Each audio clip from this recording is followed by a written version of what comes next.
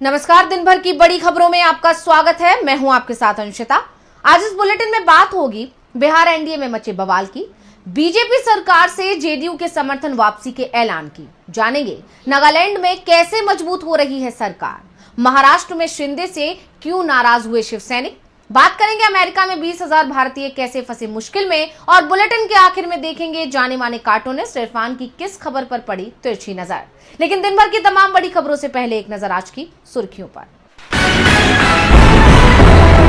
CM योगी ने cabinet संग लगाई संगम में डुबकी, अखिलेश यादव ने किया पलटवार, बोले समाजवादी भी करते हैं गंगा स्नान लेकिन नहीं डालते फोटो।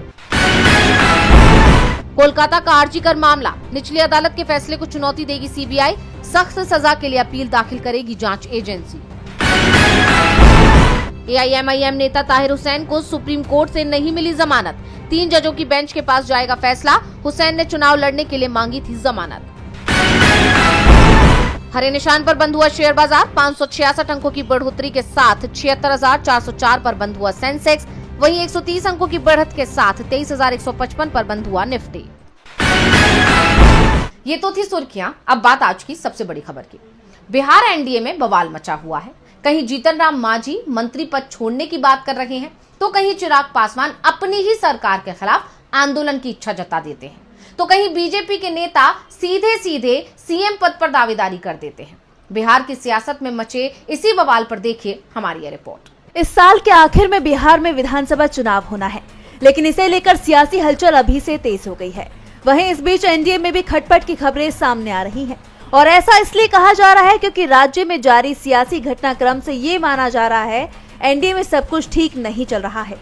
बात करें हिंदुस्तानी आवाम मोर्चा के अध्यक्ष जीतन राम मांझी की, तो उन्होंने 20 सीटों की मांग की थी, जिसे लेकर उन्होंने सीधे तौर पर कैबिनेट छोड़ने की धमकी तक दे दी थी, लेकिन बाद में उन्होंने अपने ही बयान से यू टर्न ले लिया।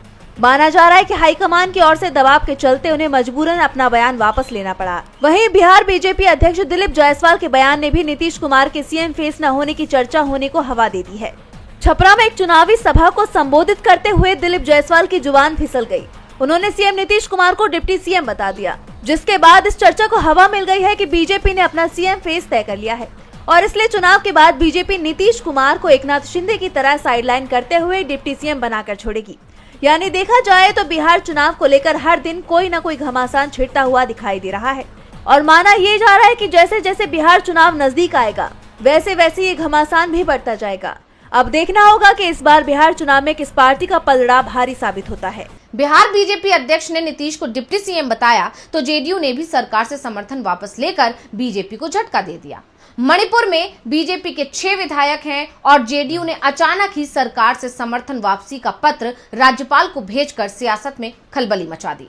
बीजेपी और जेडीयू के बीच चल रहे तनाव के बीच एक बड़ी खबर सामने आई है। बिहार के मुख्यमंत्री नीतीश कुमार की पार्टी जेडीयू ने मणिपुर में बीजेपी सरकार से अपना समर्थन वापस ले लिया है।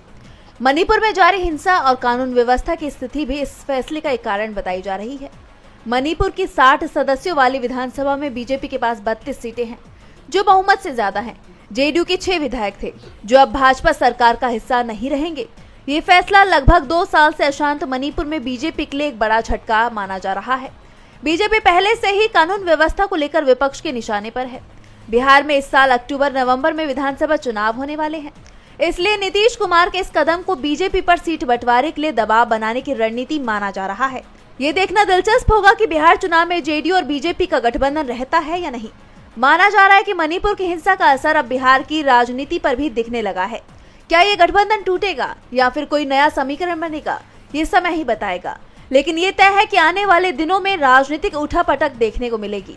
देश की राजनीति में ये एक महत्वपूर्ण मोड़ साबित हो सकता है। बता दें कि मणिपुर में बीजेपी की सरकार है और एन बीरेन सिंह राज्य के सीएम हैं, जिन्हें हटाने की डिमांड पार्टी के अंदर से ही लंबे वक्त से हो रही है। जेडीयू के समर्थन वापसी की खबर से दिल्ली तक खलबली मच गई। दबाव में नीतीश कुमार को पार्टी का फैसला बदलना पड़ा। मणिपुर जेडीयू अध्यक्ष को भी हटा दिया गया, जिन्होंने समर्थन वापसी का पत्र लिखा था। लेकिन इससे एनडीए की फूट खुलकर सामने आ गई। असर दिल्ली में दिखना तय है, जहां बीजेपी और जेडीयू गठबंधन में चुनाव लड़ रही हैं। दिल्ली की सियासत में अब राहुल गांधी की एंट्री हो गई है, तो पंजाब पुलिस पर भी सवाल खड़े हो रहे हैं। देखिए रिपोर्ट। दिल्ली विधानसभा चुनाव में इस बार तीखी बयानबाजी हो रही है, एक दूसरे पर अपशब्दों की बारिश हो रही है। इस बीच कांग्रेस और बीजेपी ने पंजाब की आप सरकार पर गंभीर आरोप लगाए हैं। कांग्रेस नेता संदीप दीक्षित ने कहा कि पंजाब पुलिस की गाड़ियों का इस्तेमाल अरविंद केजरीवाल के प्रचार में किया जा रहा है। तो बीजेपी नेता प्रवेश वर्मा ने दावा किया कि पंजाब के सरकारी कर्मचारियों से दिल्ली में चुनाव प्रचार कराया जा रहा है। कांग्रेस और बीजेपी के आरोपों पर पलटवार करते हुए अरविंद केजरीवाल ने कहा कि बीजेपी पंजाबियों का अपमान कर रही है। दिल्ली को बनाने में पंजाबी समुदाय का सबसे बड़ा योगदान रहा है और बीजेपी को यह समुदाय चुनावों में सबक सिखाएगा। इस बीच दिल्ली की सीएम आतिशी ने कालकाजी सीट से बीजेपी उम्मीदवार रमेश विधूड़ी और उनके भतीजे पर तीखा हमला किया है। उन्होंने कहा कि विधूड़ी का भतीजा आप समर्थकों को धमका रहा है, जबकि रमेश विधूड़ी ने आतिशी के आरोपों को झूठा बताया है। दूसरी तरफ आज राहुल गांधी ने दिल्ली चुनाव के लिए दूसरी रैली की।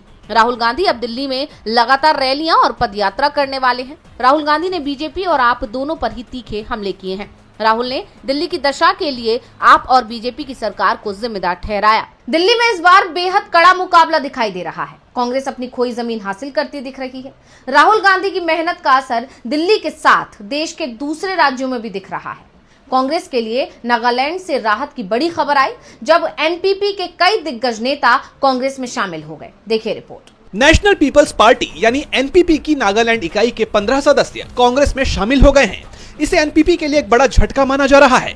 कांग्रेस भवन में मीडिया को संबोधित करते हुए नेशनल पीपल्स पार्टी के अध्यक्ष सुपोंग मेरेन ने नए सदस्यों का पार्टी में स्वागत किया और कहा कि इन युवाओं का शामिल होना पार्टी के लिए एक अहम पल है। एनपीसीसी में शामिल होने वाले 15 सदस्यों में बिटोंग संगतम एनपीपी उपाध्यक्ष, एल हिकेतो शोहे महासचिव, बिपिन कुमार शॉ सचिव, अकितो चिशी महासचिव संगठन, खेकाई झीमो के मीडिया सचिव, इलिना शोहे एनपीपी महिला राज्य कार्यकारी सदस्य, टोली एस अचूमी पूर्व डीएमसी उम्मीदवार, हेतो अचूमी नेशनल पीपल्स यूथ फ्रंट के उपाध्यक्ष, जसेरू मेरू एनपीवाईएफ महासचिव संगठन, जस्टिस लोथा महासचिव प्रशासन, आकाहितो चिशी सचिव संगठन, कवितो स्वू सचिव प्रशासन, अमेंटो किबा सचिव, इम्ति मेरा निमचेन सदस्य, सारा झिमो सदस्य शामिल हैं। वहीं एनपीपी के उपाध्यक्ष बिटोंग संगतम ने साफ किया कि कांग्रेस में शामिल होने का उनका फैसला एनपीपी के प्रति दुश्मनी से नहीं बल्कि बेहतर भविष्य की आकांक्षाओं से है। उन्होंने एनपीपी के ठहराव और उनकी मेहनत के बावजूद प्रगति में कमी पर निराशा व्यक्त की, जिसके कारण आखिरकार उन्होंने कांग्रेस में जाने का फैसला लिया। कांग्रेस के दृष्टिकोण और सिद्धांतों में अपना विश्वास व्यक्त करते हुए एनपीपी के महासचिव एल हिकेतो शोहे ने जोर देकर कहा कि नागालैंड को राजनीतिक परिदृश्य में एक आदर्श बदलाव की जरूरत है। उन्होंने आगे कहा कि वो कांग्रेस को सार्थक परिवर्तन लाने के लिए एक मंच के तौर पर देखते हैं। उत्तर पूर्व में कांग्रेस तेजी से मजबूत हो रही है तो एनडीए के सहयोगी कमजोर पड़ रहे हैं। नागालैंड में जहां एनडीए की सहयोगी एनपीपी कमजोर होती दिख रही है तो महाराष्ट्र में शिवसेना टूटती दिख रही है। पार्टी में अपनी ही सरकार को लेकर नाराजगी दिख रही है। शिवसेना के कार्यकर्ताओं ने तो अपनी पार्टी के चीफ एकनाथ शिंदे को ही घेर लिया। तो क्यों शिवसेना में दिख रही है नाराजगी? देखिए रिपोर्ट। महायुति में खींचतान की खबरें लगातार सुर्खियों में हैं और अब शिव सैनिकों ने एकनाथ शिंदे के खिलाफ ही मोर्चा खोल दिया है। शिव सैनिकों ने शिंदे के घर का घेराव किया। दरअसल महाराष्ट्र में देवेंद्र फडणवीस के नेतृत्व वाली सरकार ने नासिक और रायगढ़ जिलों में प्रभारी मंत्री नियुक्त करने का आदेश जारी किया था, जिसका शिंदे गुट की शिवसेना ने विरोध किया और कई जगहों पर शिव सैनिकों ने विरोध प्रदर्शन भी किए थे। ऐसे में सरकार ने फैसले पर स्टे लगा दिया। वहीं फडणवीस ने डिप्टी सीएम शिंदे के कई फैसलों को पलट दिया है, जिसकी वजह से शिव सैनिकों में आक्रोश बढ़ गया है और अब सरकार से नाराज बताए जा रहे एकनाथ शिंदे के घर पर भी प्रदर्शन होने लगे हैं। शिवसेना नेता और रोजगार गारंटी मिनिस्टर भारत गोगावाले के समर्थकों ने एकनाथ शिंदे के घर का घेराव किया। साथ ही समर्थकों ने इस दौरान जमकर नारेबाजी भी की। इन लोगों की मांग है कि रायगढ़ जिले का प्रभारी मंत्री गोगावाले को ही बनाया जाए। गार्जियन मिनिस्टर की लिस्ट जारी होने के बाद से ही शिव सैनिकों में गुस्सा है। गोगावाले चिंतित है और समर्थकों के जरिए दबाव बनाने की कोशिश कर रहे हैं। शिव सैनिकों का मानना है कि शिंदे अपनी मांगों को लेकर बीजेपी पर दबाव नहीं बना रहे हैं। यही वजह है कि अब शिव सैनिक शिंदे का ही विरोध कर रहे हैं। नासिक और रायगढ़ इन दोनों जिलों को लेकर शिवसेना और बीजेपी के बीच तनाव बढ़ता ही जा रहा है। बीजेपी के सहयोगी उससे नाराज दिखाई दे रहे हैं, लेकिन बीजेपी को अपने सहयोगियों की चिंता भी नहीं दिख रही है, इसलिए उन्हें मनाने की कोशिश भी नहीं हो रही है। लेकिन किसानों के आगे जरूर बीजेपी सरकार घुटने टेकने को मजबूर हो गई है। किसान नेता डल्लेवाल ने आज आंदोलन को लेकर बड़ा ऐलान किया है। शंभू और खनौरी बॉर्डर पर चल रहे किसान आंदोलन के मामले में सुप्रीम कोर्ट में सुनवाई हुई। इस दौरान पंजाब सरकार ने किसान नेता जगजीत सिंह डल्लेवाल की मेडिकल रिपोर्ट पेश की। पंजाब सरकार ने सुप्रीम कोर्ट को बताया कि केंद्र के प्रतिनिधि मंडल से डल्लेवाल बातचीत करने को तैयार हो गए हैं। 14 फरवरी को बैठक होना तय हुआ है। उसे देखते हुए डल्लेवाल और अन्य ने चिकित्सा सहायता ली है और विरोध स्थल से 50 मीटर दूर अस्पताल में स्थानांतरित हो गए हैं। जिस पर जस्टिस सूर्यकांत ने कहा कि सकारात्मक पहल हुई है। हमें ये भी बताया गया कि कुछ अन्य किसान नेताओं ने भी अपना अनशन तोड़ दिया है और वार्ता फिर से शुरू करने पर सहमति व्यक्त की है। सभी हितधारक कार्रवाई करने में सक्षम होंगे और राष्ट्रीय हित में जो भी मुद्दा होगा उसे हल करेंगे। इस मामले की सुनवाई जस्टिस सूर्यकांत की अध्यक्षता वाली 3 जजों की पीठ ने की। मामले में अगली सुनवाई फरवरी महीने के अंत में होगी। वहीं किसान नेता जगजीत सिंह डल्लेवाल को ट्राली में बने तंबू से निकालकर बॉर्डर के पास जमीन पर बनाए गए टीन के तंबू में शिफ्ट किया गया। इस बदलाव का उद्देश्य डल्लेवाल को प्राकृतिक हवा और धूप की सुविधा देना है। बीते दिन डल्लेवाल ने अपना इलाज कराने से इनकार कर दिया और कहा कि वो ऐसा तभी करेंगे जब प्रशासन के अधिकारी किसानों से मिलने खनौरी बॉर्डर पर आएंगे। डल्लेवाल ने कहा कि मुझे ट्रीटमेंट की जरूरत नहीं थी, मोर्चा रोटी से नहीं अकाल पूरक की मेहर से जीतना है। किसान अपनी मांगों को लेकर अड़े हुए हैं। अब ऐसे में देखना होगा कि सरकार क्या कदम उठाती है। किसानों के आगे सरकार बैकफुट पर दिखाई दे रही है तो अमेरिका की सत्ता संभालते डोनाल्ड ट्रंप ने भारतीयों को बड़ा झटका देने की तैयारी कर ली है। 20,000 भारतीयों की सांस मुश्किल में दिखाई दे रही है। कभी भी उनके खिलाफ ट्रंप बड़ा एक्शन ले सकते हैं। तो क्या है मामला, देखिए रिपोर्ट। राष्ट्रपति डोनाल्ड ट्रंप ने दूसरी बार अमेरिका की सत्ता संभालते ही अवैध प्रवासियों पर एक्शन शुरू कर दिया है।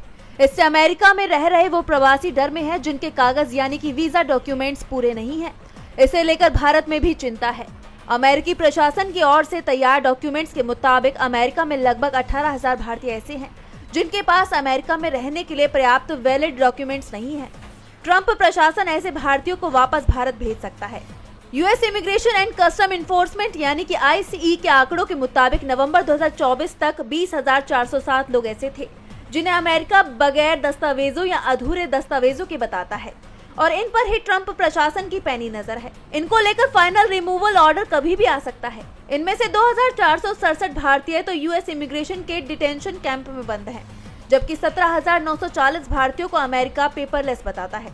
यानी देखा जाए तो इस फैसले की गाज लगभग 20,000 भारतीयों पर गिर सकती है जिन्हें अमेरिकी प्रशासन पेपरलेस बता रहा है और इसलिए अमेरिका ने इन भारतीयों को डिपोर्टेशन लिस्ट में डाल दिया है। अगर ट्रंप प्रशासन अपने प्रवास की नीतियों पर इसी सख्ती के साथ अडिग रहता है तो इन भारतीयों का फाइनल रिमूवल ऑर्डर कभी भी आ सकता है। और बुलेटिन के आखिर में देखेंगे जाने माने कार्टूनिस्ट इरफान की किस खबर पर पड़ी तिरछी नजर।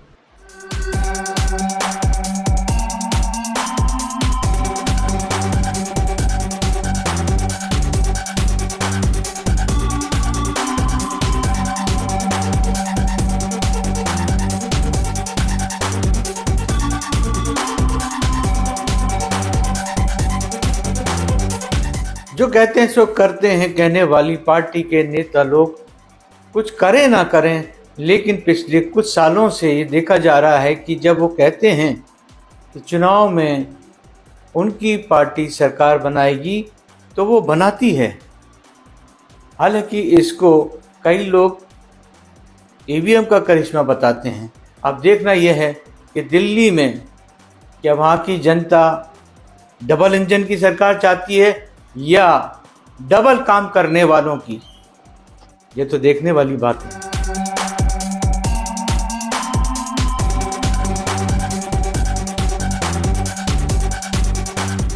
बहुत बहुत शुक्रिया इरफान जी। तो आज इस बुलेटिन में इतना ही। आप देखते रहिए DV लाइव। नमस्कार।